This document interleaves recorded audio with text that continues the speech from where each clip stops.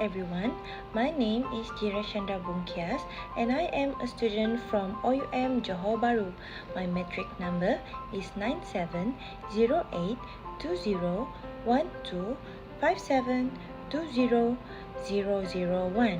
In this subject, OUMH1303 English Oral Communication, we are required to deliver a speech, and my topic for today is Sabah traditional clothes.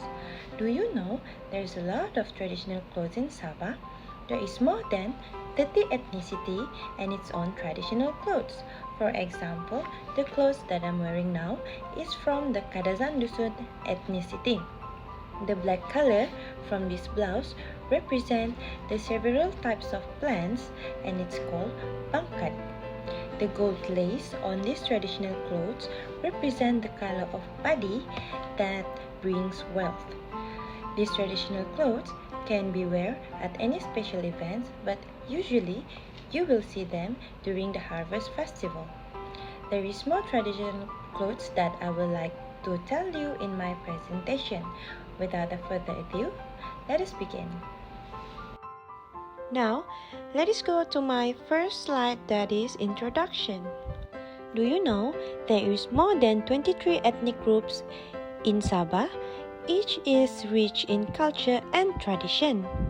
Their unique traditional clothes reflect skillful hard work as shown in the linangkit, serempak, madapun, and also keku and lingkot pangkat. There is more that we have to learn in my presentation, but first, let us go to my objective of this assignment. The first objective is, in this presentation, presenter were able to demonstrate the effective verbal and non-verbal language. The second objective is convincing the audience. The primary goal is to convince the audience that the speaker's stance on the topic is valid, well-reasoned, and worthy of consideration.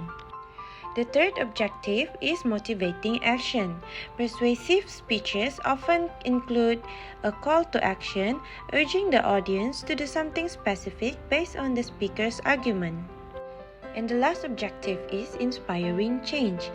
Through powerful storytelling, emotional appeals, and compelling arguments, a persuasive speech aims to inspire the audience to embrace change and be motivated to work towards a better future. This is one of the traditional clothes in Sabah that has been worn to a dance occasion. Beautiful, isn't it? On my next slide, I will show you a few more famous traditional clothes.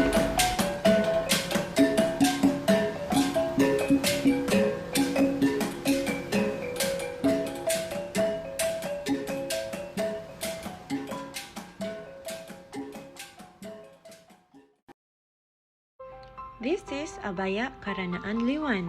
This clothing became the daily clothing of the Dusun Liwan community at that time. The abaya was actually used by most of women in various districts at that time.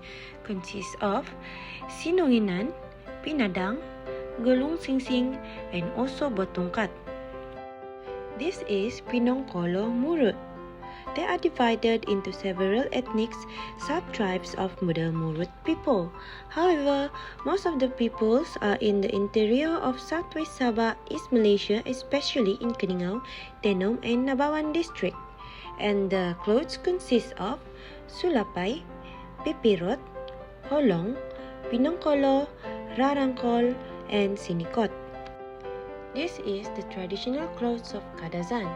In this community, you have to wear a long-sleeved black velvet blouse or called siva by the locals. Formal women hats or siung are used to determine the type of wear. For example, wearing colorful animals or bird feathers for single women and wearing flowers for a married woman. The rest of the cloth is called paun, himpogot, simbong, simis, and also sinuanga. Next is rungus traditional clothes. The Momogon rungus are an ethnic of group in Borneo, residing primarily in northern Sabah in the area surrounding Kudat Peninsula.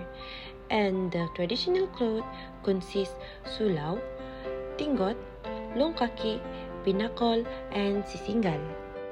The last traditional cloth that I would like to talk about is traditional cloth by Bajau Sama. The baju bajau is the traditional costume of the Bajau community in Sabah. It consists of long, loose-fitting tunic worn over the trousers, often accompanied by traditional accessory like a headscarf and silver jewelry. The traditional clothes consist of serempak, madapun, selendang, kain moga, and also radu sampit. Sadly, in this modern world, the culture and its tradition is fading. I would like to share a few ways to preserve the culture. Firstly, to cultural village. Hopes that the condition will continue to play its vital role upholding the dignity of ethnicity in Sabah by promoting the culture and arts to ensure the cultural treasure are not washed away by the ebbs of time. Next is education and awareness, educating both the current and future generation about the cultural heritage and its importance foster appreciation and understanding. Third way is documentation, recording cultural practices, languages, and traditional thoughts documentation and archiving helps ensure their survival. The last one is respect and collaboration. Encouraging respect and collaboration between different cultures helps create an environment where cultural diversity is valued and celebrated. In conclusion, cultural preservation is vital. It preserves a sense of unity and belonging among people of a specific community. So the forefathers passes much cultural heritage to the new generation. Above all, sharing your culture heritage is the best way to preserve it. Future generations can live according to their ancestor values by preserving culture heritage. Culture heritage is a constitutional right and the constitution should be protected. That's all for today. Thank you for watching.